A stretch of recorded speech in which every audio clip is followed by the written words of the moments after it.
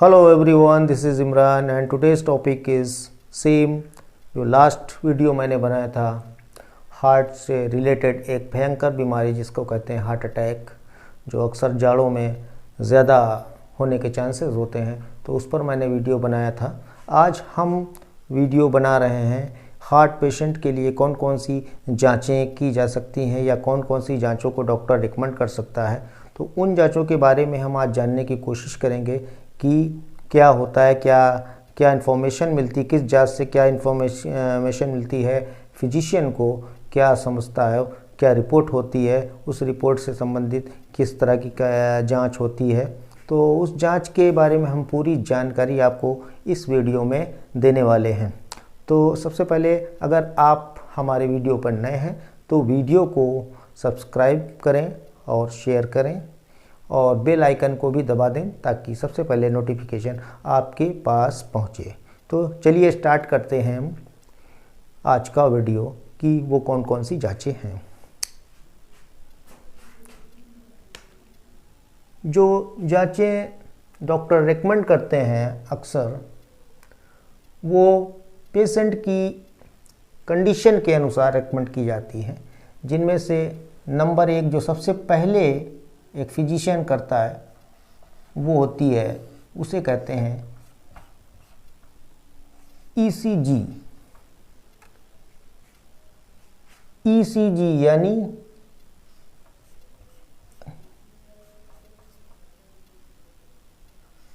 Electro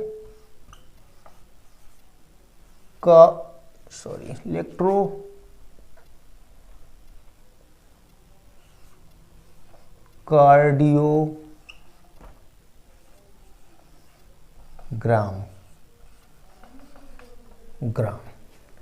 ECG यानी electrocardiogram. ECG को UK में इसी को ईकेजी भी बोला जाता है। यूके में से ईकेजी भी बोलते हैं। Number 2 TMT.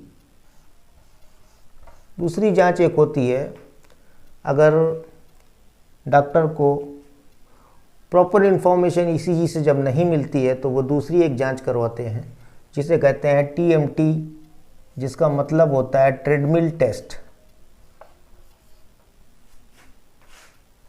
Treadmill test.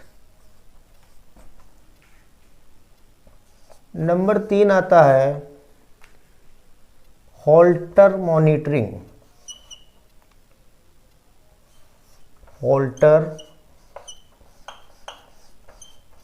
Monitoring ये तीसरी जांच होती है जिसे कहते हैं हॉल्टर मॉनिटरिंग। इसके बाद चौथी जांच, अगर इससे सेटिस्फाई नहीं होते हैं डॉक्टर,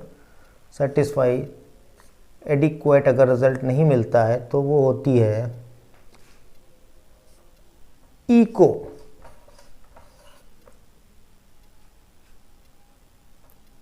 जिसे कहते हैं इको कार्डियोग्राफी।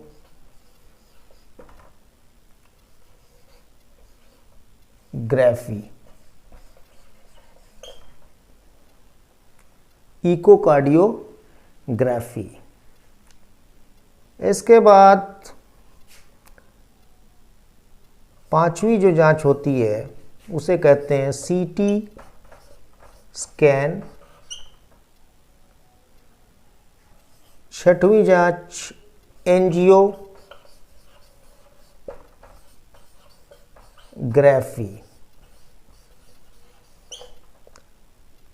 और समटाइम्स अगर प्रॉब्लम ज़्यादा क्रिटिकल ना हो, इनिशियल प्रॉब्लम हो, तो डॉक्टर्स चेस्ट एक्सरे भी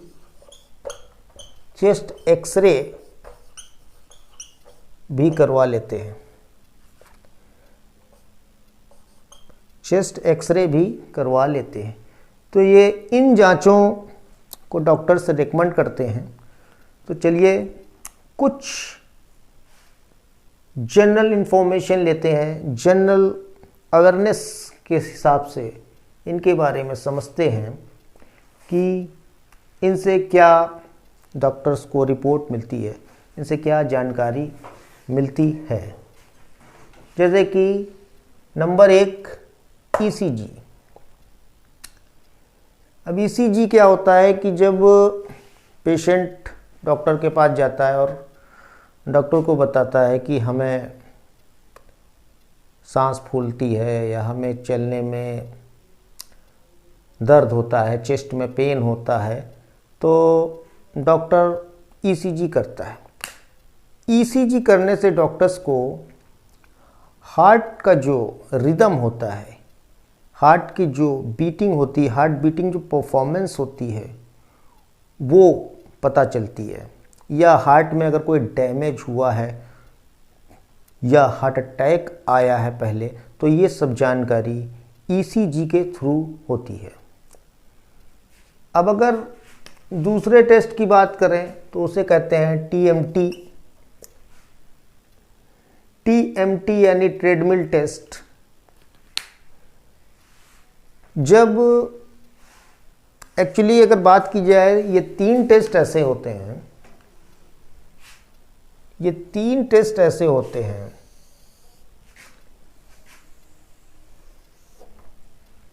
जो एक ही तरह से होते हैं, एक ही तरह के होते हैं लगभग। जिन तीनों में को एक तरह से ईसीजी आप कह सकते हैं, तीनों ईसीजी ही के टाइप होते हैं। बस फर्क ये होता है कि टीएमटी में भी ईसीजी लगाई जाती है। टीएमटी भी एक ईसीजी की तरह ही टेस्ट होता है, लेकिन उसमें क्या होता है कि ट्रेडमिल जो आपने जिम में देखी होगी, ट्रेडमिल के ऊपर पेशेंट को दौड़ाया जाता है। 3-3 मिनट 3 राउंड होते हैं, पहले स्लो, फिर तेज, फिर फास्ट। और पेशेंट के ईसीजी बांध दी जाती है, ईसीजी को वार्न कर दिया जाता है और पेशेंट को दौड़ते वक्त उसके हार्ट की क्या कंडीशन है, दौड़ते वक्त पेशेंट को क्या प्रॉब्लम हो रही है, शॉर्टनेस ऑफ ब्रीथ हो रही है या चेस्ट पेन हो रहा है, ऑक्सीजन लेने में कोई प्रॉब्लम हो रही है, तो ये जांच करते हैं। ये कब करते हैं? अगर पेशेंट को बैठे बैठे जो ईसीजी में है उसमें पता नहीं चल रहा, तो इस टेस्ट को तब किया जाता है जब पेशेंट को मूव किया जाता है, पेशेंट को दौड़ाया जाता है। तो डॉक्टर या फिजिशियन ये देखते हैं कि जब पेशेंट वर्क कर रहा था, जब पेशेंट एक्सरसाइज कर रहा था, तो जब फ्रेंड्स जब हार्ट का क्या होता है कि जब कोई वर्क करता है, जब कोई दौड़ता है, तो हार्ट को ब्लड की रिक्वायरमेंट हार्ट में बढ़ जाती है। तो अगर ब्लड को एडिक्वेट या यूँ कहें कि अगर प्रॉपर क्वांटिटी में ब्लड नहीं मिल रहा है एक्सरसाइज के दौरान, ट्रेडमिल पर दौड़ते दौरान, तो पेशेंट को प्रॉब्लम होती है और उसकी रिपोर्ट, उसकी इन्फॉर्मेशन ईसीजी में आती है और फिजिशियन उससे समझ लेता है कि क्या प्रॉब्लम है। Number 3 halter monitoring. Halter monitoring भी ही ईसीजी की ही तरह, हमने बताया ये तीनों ईसीजी की तरह है, लेकिन हॉल्टर मॉनिटरिंग की में क्या डिफरेंस है? हॉल्टर मॉनिटरिंग क्या होता है कि तब लगाई जाती है, कुछ पेशेंट ऐसे होते हैं जिन्हें ओकेजनली प्रॉब्लम होती है, रोज़ प्रॉब्लम नहीं होती। कभी कभी लगता है कि उनको चक्कर आया, किसी टाइम आया, कभी उनको चेस्ट पेन हुआ किसी टाइम, दिन के किसी भी समय, या एक दिन बाद दूसरे दिन हुआ, तो कंटिन्यू नहीं उनके होता है कि जिस टाइम वो दौड़ रहे हैं उसी टाइम उनको प्रॉब्लम उसी टाइम क्रिएट हो सकता है वो अगर मॉर्निंग में दौड़ रहे हैं उनको कोई प्रॉब्लम ना हो उस टाइम, लेकिन दोपहर में उनको ये प्रॉब्लम हो सकती है दौड़ते टाइम, यहाँ पे चेस्ट पेन हो सकता है या उनको शॉर्ट ब्रीथनेस भी हो सकती है। तो जब उस टाइप के पेशेंट डॉक्टर के पास जाते हैं और बताते हैं डॉक्टर साहब मुझे ये प्रॉब्लम है, और डॉक्टर जब जांच करते हैं तो जांच में नॉर्मल आता है, तो डॉक्टर समझ जाते हैं कि ये ओकेजनली इनके प्रॉब्लम है, तो उसके लिए हॉल्टर मॉनिटरिंग की जाती है। और हॉल्टर मॉनिटरिंग जो होती है कैसेट की तरह होती है, जिसे यहाँ पे वोट कर दिया जाता है, जहाँ लगा दिया जाता है, और ECG की तरह ही उसको बॉडी से कनेक्ट कर दिया जाता है। और वो 1 से 2 दिन के लिए बांधी जाती है। और डॉक्टर्स उसको, फिजिशियन उसको बता देते हैं कि ये आप जब एक टारगेट सेट कर देते हैं कि आपको आधा घंटे में 1 मील चलना है, और 1 मील जब चलेंगे तो आपको क्या क्या प्रॉब्लम हो, इसको आप नोट करेंगे। तो जब डॉक्टर को पेशेंट बताता है, जब चलने के दौरान मुझे ये प्रॉब्लम हुई इतनी देर में, इतना चलने के बाद, तो डॉक्टर्स उसी हिसाब से उसमें रिपोर्ट देखता है और पता चल जाता है कि हार्ट की परफॉर्मेंस क्या है, हार्ट का रिदम कैसा काम कर रहा है, हार्ट बीटिंग रेगुलर है या इरेगुलर है, हार्ट बीटिंग प्रॉपर वे में रन कर रही है, चल रही है, बीटिंग कर रही है या नहीं। ये सब चीज़ें जो हैं डॉक्टर को रिपोर्ट मिल जाती है। तो ये होता है हॉल्टर मॉनिटरिंग। अब अगर हम बात करें इको की, अगर हम इको की बात करें, इको की, तो इको कब किया जाता है, इको का क्या काम है, अगर हम इको की बात करें,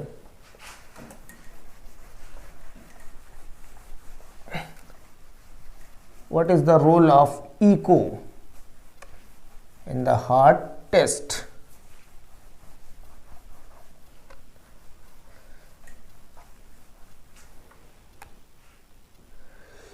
इको से क्या पता चलता है, इको कब किया जाता है, इको जब किया जाता है कि जैसे कि ये, अगर हम इसको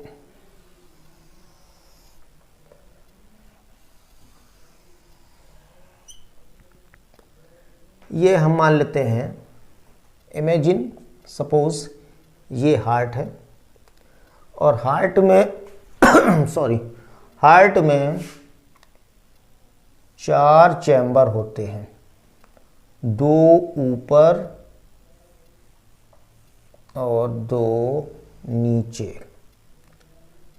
अगर देखें तो यहाँ पे वॉल होता है, एक यहाँ पे भी वॉल होता है, इस तरह से यहाँ वॉल लगा होता है। तो हम वॉल पे नहीं जाते हैं, हम जाते हैं, हमें ये समझना है कि हार्ट में 4 चैम्बर होते हैं, ठीक है। और ये जो नीचे वाला जो चैम्बर्स होते हैं, इनकी जो वॉल होती है वो ऊपर वाले जो चैम्बर्स होते हैं उनकी तुलना में ये वॉल मोटी होती है। तो ये 4 चैम्बर होते हैं, जिसमें एक होता है लेफ्ट, इधर का लेफ्ट होता है, और इधर हो गया right. Left chamber, right chamber, इसे कहते हैं एट्रियम चैम्बर, और इसे कहते हैं वेंट्रिकल, इसे कहते हैं वेंट्रिकल, ठीक है।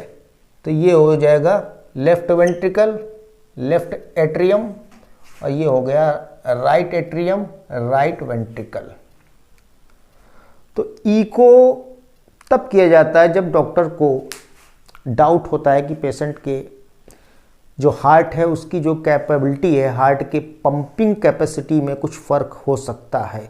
जब ऐसा डाउट होता है डॉक्टर को, या डॉक्टर को लगता है कि हार्ट के जो वाल्व हैं, जो वाल्व होते हैं, जैसे कि ये वाल्व हमने एक काल्पनिक तौर पे एक हमने बनाया हुआ है, तो इस तरह के वाल्व होते हैं, उनकी क्या परफॉर्मेंस है, उनके बारे में जानकारी लेने के लिए इको होता है। इको यानी कि कह सकते हैं एक तरह का अल्ट्रासाउंड। इको का मतलब होता है एक अल्ट्रासाउंड है, ये अल्ट्रासाउंड है जिसमें कंप्यूटर स्क्रीन पर पिक्चर आ जाती है, और उससे फिजिशियन को ये जानकारी, डॉक्टर को ये जानकारी मिलती है कि हार्ट जो पंप कर रहा है कि वो पंपिंग, उसकी पावर में कोई कमी तो नहीं आई है। जैसे कि हार्ट अप्रॉक्सीमेटली 1 मिनट में, एक स्वस्थ आदमी के 1 मिनट में 70 ml ब्लड को बॉडी के अदर ऑर्गन्स में भेजता है। तो अगर कुछ प्रॉब्लम अगर आई होगी हार्ट की जो सरफेस है या हार्ट के जो सेल्स हैं, मसल्स हैं, उसमें अगर कोई कमी आई होगी तो वो इस जांच में आ जाती है।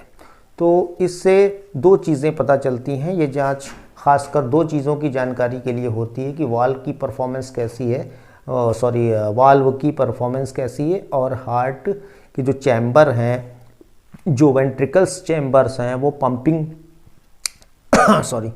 वो पंपिंग प्रॉपरली कर रहे हैं कि नहीं। उनके पंपिंग करने से कि जो जितना ब्लड रिक्वायरमेंट होता है बॉडी को, उतना ब्लड बॉडी को सप्लाई हो रहा है कि नहीं ये जानकारी इस जांच के द्वारा मिल जाती है। तो इससे डॉक्टर्स को पता चल जाता है। अब हम अगली जांच के बारे में बात करते हैं, सीटी स्कैन। अगर हम इको के बाद आता है सीटी स्कैन।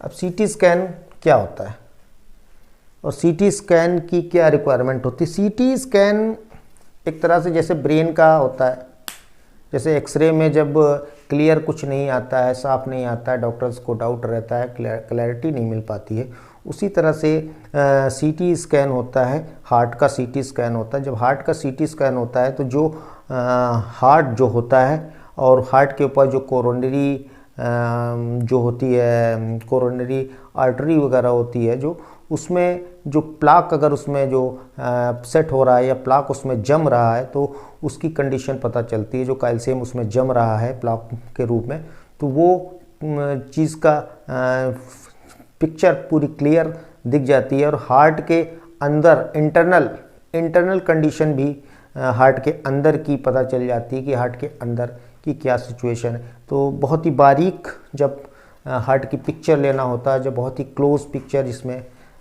बारीक से बारीक जो वेंस और आर्टरीज हैं उसकी वो दिख जाएं, तो उसके लिए डॉक्टर रिकमेंड करते हैं सीटी स्कैन को।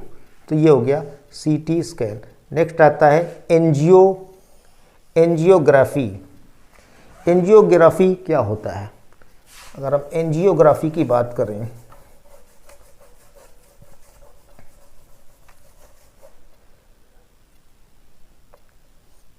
एंजियोग्राफी की कब रिक्वायरमेंट होती है और एंजियोग्राफी क्या होता है?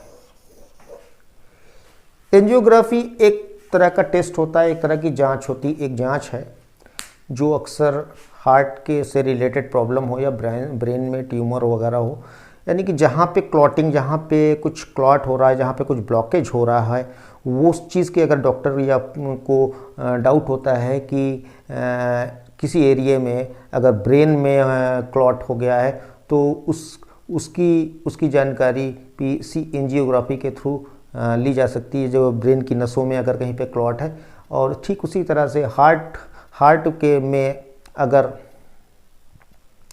कहीं पे हार्ट की वेंस हों, हार्ट में जो आर्टरीज हैं, वेंस हैं, अगर उनमें कहीं ब्लड क्लॉट हो रहा है, ब्लड कहीं पे क्लॉटिंग हो रही, थक्का जम रहा है, कहीं पे ब्लॉकेज हो रही है, तो उसकी जानकारी लेने के लिए जब डॉक्टर को लगता है कि कहीं आर्टरीज या वेंस में कहीं पे ब्लॉकेज हो रहा है, कहीं पे क्लॉटिंग हो रही, ब्लड के थक्के बन रहे हैं, तो उस कंडीशंस में डॉक्टर रिकमेंड करता है एंजियोग्राफी की। और एंजियोग्राफी जब होती है तो पता चल जाता है कि कितने ब्लॉकेज हैं और कितने क्लॉट हैं, कितने ब्लॉकेज हैं, तो उनको रिमूव कर दिया जाता है एक सर्जरी के द्वारा, जिसे सर्जरी के द्वारा रिमूव कर दिया जाता है। और उस सर्जरी को कहते हैं एंजियोप्लास्टी।